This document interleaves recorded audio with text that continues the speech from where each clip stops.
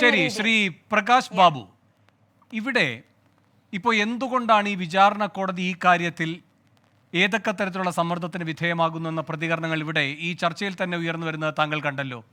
ഇത് യാദൃച്ഛികമാണെന്ന് കരുതാൻ കഴിയില്ല. ഇവിടെ ഈ മറ്റ് അതിഥികൾ പറഞ്ഞതുപോലെ ഒരു പാറ്റേൺ ജുഡീഷ്യറിയിലും വളരെ വ്യക്തമാണ്. ആരാണ് അദൃശ്യമായി വിധി പറയാനായി നിർദ്ദേശം നൽകുന്നത് എന്ന് എല്ലാവർക്കും സംശയം തോന്നുന്ന വിധത്തിലല്ലേ കാര്യങ്ങൾ കൊണ്ട് എത്തിച്ചത്. ഇപ്പോൾ ഈ പറയുന്ന അയോധ്യ വിധി, അതിലൊരാൾ തൊട്ടു പിന്നാലെ രാജ്യസഭ MP സ്ഥാനത്തേക്ക് വരുന്നു, മറ്റൊരാൾ ഗവർണറാകുന്നു. ഗ്യാൻവാബിയുമായി ബന്ധപ്പെട്ട വിധി പറയുന്നയാളിനെ യോഗി ആദിത്യനാഥ് എവിടെയാണ് ഒരു സർവകലാശാലയുടെ പ്രത്യേകമായൊരു ചുമതലയിലേക്ക് എത്തിക്കുന്നു അല്ലേ. ഈ പറയുന്ന മോദിയെ പുകഴ്ത്തിയിട്ടുള്ള മറ്റു സുപ്രീം കോടതി ജഡ്ജിമാരുണ്ട്. അവരിപ്പോൾ എവിടെയൊക്കെയാണ് ഇരിക്കുന്നത്?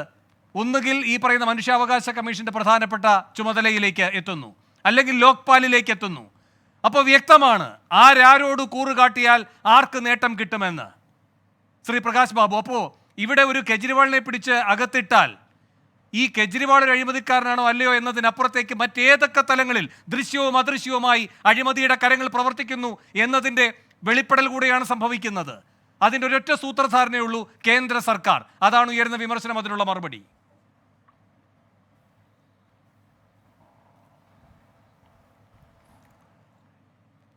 ശ്രീ വേണു, നമ്മുടെ ഇന്നത്തെ ചർച്ചയുടെ ഒരു ക്യാപ്ഷൻ എന്ന് പറയുന്നത് EDയുടെ തെരഞ്ഞെടുപ്പ് എന്നുള്ളതാണ്. ഡൽഹി മുഖ്യമന്ത്രി ശ്രീ അരവിന്ദ് കെജ്രിവാൾ അദ്ദേഹത്തിനെ ഒരു വലിയൊരു അഴിമതിയുമായി ബന്ധപ്പെട്ട് ഡൽഹി മദ്യനയത്തിനെതിരായിട്ട് പ്രവർത്തിച്ചതുമായി ബന്ധപ്പെട്ട അഴിമതിയിലാണ് അദ്ദേഹം ഇപ്പോൾ അറസ്റ്റിലുള്ളത്, കോടതിയുടെ മുന്നിലാണ്. അല്പസമയത്തിനുള്ളിൽ അദ്ദേഹത്തിന് ജാമ്യം കൊടുക്കണോ വേണ്ടയോ എന്നത് സംബന്ധിച്ചുള്ള വിധിയും വരും. നോക്കൂ, നിങ്ങൾ ഇവിടെ ഇന്നലെ അദ്ദേഹത്തെ അറസ്റ്റ് ചെയ്തത് മുതൽ ഈ സമയം നമ്മുടെ ചർച്ച നടക്കുന്നതുവരെ ചർച്ചയിലും ഇതുമായി ബന്ധപ്പെട്ട് നടക്കുന്ന ആരോപണങ്ങളും ചർച്ചകളും പ്രഹസനങ്ങളും ഒക്കെ തന്നെ ഈ രാജ്യത്തെ നിഷ്പക്ഷരായിട്ടുള്ള ജനങ്ങൾ, ജനാധിപത്യത്തിൽ വിശ്വസിക്കുന്നവരെല്ലാം തന്നെ കാണുന്നുണ്ട്. പ്രകാശ് ബാബു, ആദ്യം ഒരൊറ്റ ചോദ്യം. കോടതിയിൽ നിന്നാണല്ലോ നീതി കിട്ടുന്നതിന്റെ കാര്യം നാം ചർച്ച ചെയ്യുന്നു. ഒറ്റ ചോദ്യത്തിന് മറുപടി, അതിനുശേഷം അങ്ങയുടെ വാദങ്ങൾ പൂർത്തീകരിച്ചോളൂ. രഞ്ജൻ ഗൊഗോയ് മുതൽ അഭിജിത്ത് ഗംഗോപാധ്യായ വരെ നൽകുന്ന സന്ദേശം എന്താണ്?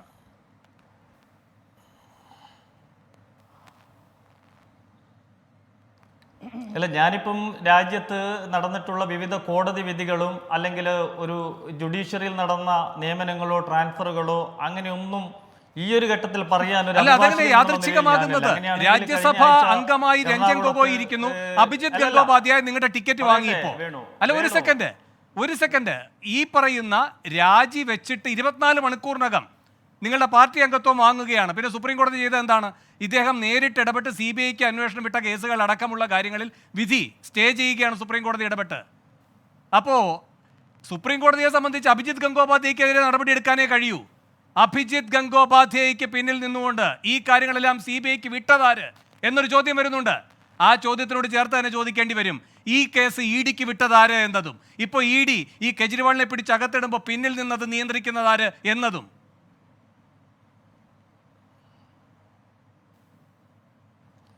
അല്ല വേണു, അങ്ങനെയൊക്കെ നിങ്ങൾ ചർച്ച ചെയ്യുന്നതാണെങ്കിൽ നമുക്ക് കഴിഞ്ഞ ആഴ്ച എറണാകുളത്ത് നിന്ന് DCCയുടെ പ്രസിഡന്റിനെ 3 നോൺ ബെയിലബിൾ കേസിൽ അറസ്റ്റ് ചെയ്ത് അപ്പോൾ തന്നെ അറസ്റ്റ് തടഞ്ഞ കേസ് അടക്കം മുതൽ അങ്ങനെ ഒരു സംശയത്തിന്റെ ദൃഷ്ടിയിൽ ചർച്ച ചെയ്യുന്നതാണെങ്കിൽ ഒരുപാട് ചർച്ച ചെയ്യേണ്ടി വരും.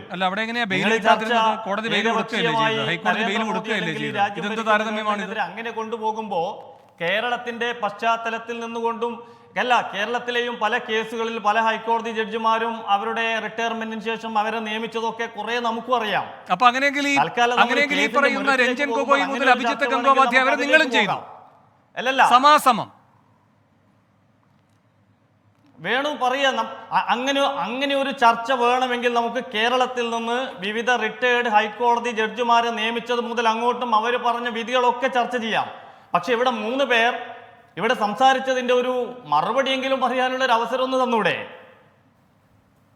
നോക്കൂ, ഇവിടെ ഈ കേസ് എന്ന് പറയുന്നത് 2021 നവംബർ മാസം 17-ാം തീയതി ഡൽഹിയിലെ എക്സൈസ് ചട്ടങ്ങൾക്ക് വിരുദ്ധമായിട്ട് അവിടെ ഔട്ട്ലെറ്റുകൾ കൊടുത്തതുമായി ബന്ധപ്പെട്ട അഴിമതിയാണ്. എൻ്റെ ഒന്നാമത്തെ ചോദ്യം, അത് സുതാര്യമായിരുന്നെങ്കിൽ എന്തിനാണ് 2022 ജൂലൈ മാസം 31-ന് അത് പിൻവലിച്ചു എന്നുള്ളതാണ്. രണ്ടാമത്, ഇതിൽ CBI അതേപോലെ തന്നെ ED കേസ് രജിസ്റ്റർ ചെയ്തു. നോക്കൂ, നിങ്ങൾ ഇതിൽ 4 പേര്, നിങ്ങളിപ്പോൾ അരവിന്ദ് കെജ്രിവാൾ വലിയ പുണ്യാളനാണ്, സത്യവാൻ സാവിത്രിയാണ്, ഇങ്ങനെയൊക്കെ പറയുമ്പോൾ 4 പേർ വേണു ഇപ്പോൾ ജയിലിൽ കിടക്കുകയാണ്. 2022 സെപ്റ്റംബർ മാസം 1-ാമത്തെ ആൾ ജയിലിൽ പോയി, വിജയ് നായർ. അത് കഴിഞ്ഞിട്ട് 2003 ഫെബ്രുവരി ആകുമ്പോൾ സിസോദിയ. പ്രകാശ് ബാബു, ഇപ്പൊ താങ്കൾ ഈ കേരളത്തെ ഒരു താരതമ്യമായി കൊണ്ടുവരുന്നതുകൊണ്ട് താങ്കളുടെ ഈ വാദത്തോട് ചേർത്ത് ഞാനൊരു ചോദ്യം ചോദിച്ചോട്ടെ. ഇപ്പൊ ED ഇന്നും കൂടെ വിസ്തരിക്കുന്നത് 600 കോടിയുടെ എന്തോ കള്ളപ്പണവും ഹവാല ഇടപാടും ഒക്കെ നടന്നുവെന്നാണല്ലോ. അജിത് പവാർ, ഒരു സെക്കൻഡ് അജിത് പവാറിനെതിരെ മഹാരാഷ്ട്രയിൽ ഉണ്ടായിരിക്കുന്ന ഈ പറയുന്ന ജലസേചന കുംഭകോണം 70,000 കോടിയാണ്.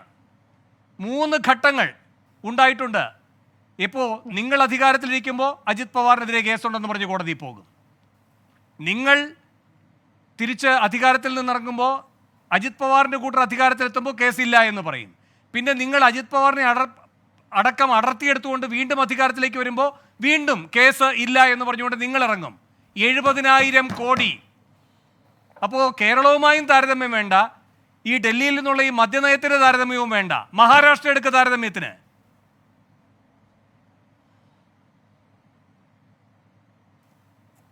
അല്ല, അങ്ങനെയാണെങ്കിൽ 2004 മുതൽ 2023 വരെ 5,900-ഓളം കേസുകൾ ED രജിസ്റ്റർ ചെയ്തിട്ടുണ്ട് വേണു. ആ 5,900-ഓളം വരുന്ന കേസുകളിൽ 25 മാത്രമേ വിധി പറഞ്ഞിട്ടുള്ളൂ. പലതും ഇപ്പോഴും അന്വേഷണത്തിൽ നിൽക്കുന്നുണ്ട്. UPA ഗവൺമെന്റിന്റെ കാലത്ത് 10 കൊല്ലത്തെ നമുക്ക് അടുത്തയാളിനെ കൊടുക്കേണ്ടി ഒരു അവസരം. പ്രകാശ് ബാബു വരാം.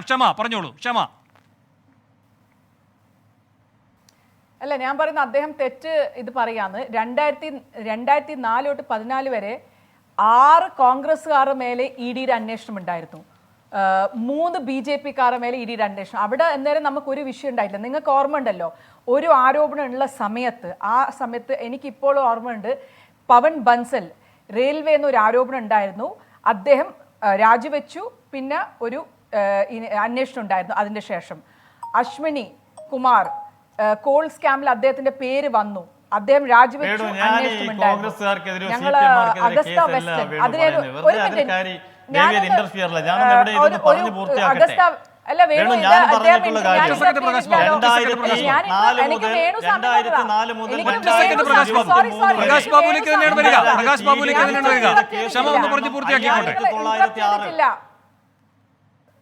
ഞാനൊന്ന് പൂർത്തിയായിക്കോട്ടെ. ഞാൻ നിങ്ങൾ ഇന്ററപ്റ്റ് ചെയ്യില്ല. വേണു എന്നോട് പറഞ്ഞു പ്രകാശ് ബാബുലേക്ക് നിശ്ചയമായി വരാം. പ്രകാശ് ബാബുലേക്ക് നിശ്ചയമായി വരാം. ശരി പ്രകാശ് ബാബു, ഒരു മിനിറ്റ് ക്ഷമ, വേഗം. 2004 തൊട്ട് 2014 തൊട്ട് 2023 വരെ EDയുടെ 5,095 കേസിൽ അവർക്ക് ഇത്ര അധികം കേസിൽ രജിസ്റ്റർ ചെയ്ത കേസ് 1,942. അതില് കൺവിക്ഷൻ നിങ്ങൾ മനസ്സിലാക്കണം, 25 കേസസിന് മേലെ കൺവിക്ഷൻ കിട്ടിയത്. അപ്പോൾ അത് 0.4% ആണ്. അതാണ് ഇവർ ചെയ്യുന്നത്. അതാണ് നമ്മൾ മനസ്സിലാക്കേണ്ടതെന്ന് പറഞ്ഞാൽ, ഇതില് അതും 96% ഈ കേസ് ആരെ മേലെ രജിസ്റ്റർ ചെയ്യുന്നത്. പ്രകാശ് ബാബു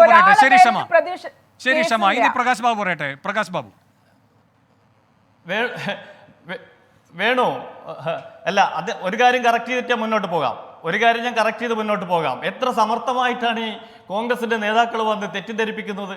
1,142 FIR രജിസ്റ്റർ ചെയ്തു. ശരി, അതിൽ ഡിസ്പോസ് ചെയ്ത കേസിന്റെ എണ്ണം 25 ആണ്. ഡിസ്പോസ് ചെയ്ത കേസിന്റെ എണ്ണം 25 ആകുമ്പോൾ അതിൽ 24 കൺവിക്ഷനാണ്. അങ്ങനെ വരുമ്പോൾ കൺവിക്ഷൻ 96%. ഇപ്പോൾ വളരെ സമർത്ഥമായി ക്ഷമ പറഞ്ഞത് എന്താ, 1,142 കേസ് രജിസ്റ്റർ ചെയ്തു, അതിൽ 24 ശിക്ഷിച്ചു, കൺവിക്ഷൻ റേറ്റ് 0.42 എന്ന്. എത്ര വസ്തുതാപരമായിട്ടുള്ള ഒരു കാര്യം വളച്ചൊടിച്ചത്. 5000 കേസസ് ആണ് വേണു. അല്ല വേണു, 1,142 കേസുടെ അഭിഭാഷകനുണ്ടല്ലോ, ഒന്ന് ചെക്ക് ചെയ്യട്ടെ. 1,142 കേസ്. അല്ലല്ല, ആരാ കള്ളം പറയുന്നതെന്ന്, EDയുടെ കൺവിക്ഷൻ റേറ്റ് ഇപ്പൊ സെർച്ച് ചെയ്താൽ എല്ലാവർക്കും കിട്ടും. വേണു, 1,142 ചാർജ് സബ്മിറ്റ് ചെയ്തതിൽ, കുറ്റപത്രം കൊടുത്തതിൽ 25 കേസ് ഡിസ്പോസ് ചെയ്തു, അതിൽ 24 കൺവിക്ഷൻ ആണ്. എന്ന് പറഞ്ഞാൽ കൺവിക്ഷൻ റേറ്റ് 96%. ഞാൻ ഇത്രയും പറഞ്ഞ ആ വാദം അങ്ങോട്ട് മാറ്റി വെക്കുന്നു. ഞാൻ വേണുവിന് അത് അങ്ങോട്ട് അയച്ചു തരാം.